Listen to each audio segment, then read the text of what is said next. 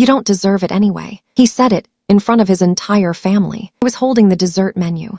Chocolate lava cake, $8. His mom stopped talking.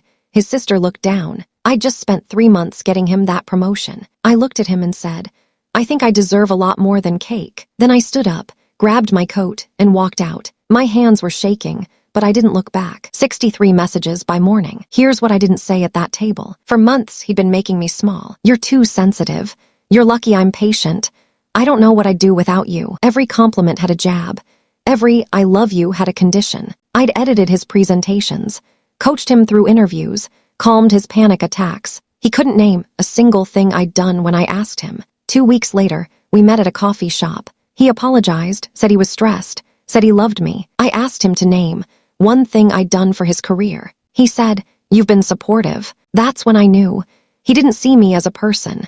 He saw me there and destroy that comfortable place. A month later, his coworker messaged me, Amanda. She said, We need to talk. It's about Marcus. Turns out, he'd been talking about me at work for 2 years. She doesn't get business. She's too emotional.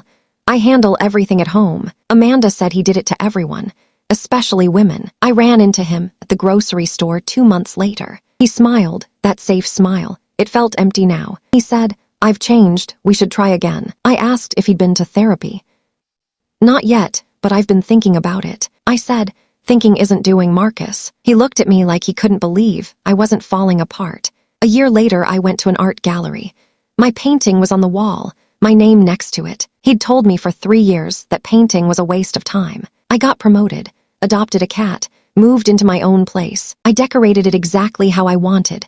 Plants everywhere, bright colors, my rules. And yeah, eventually I met someone who didn't make me feel small. But here's the thing, I didn't need them. If you've ever stayed somewhere because you were afraid of starting over, you already know what I'm talking about. Walking away is terrifying, but staying in something that makes you smaller every day, that's the real fear. I'm glad he said it that night, because it woke me up.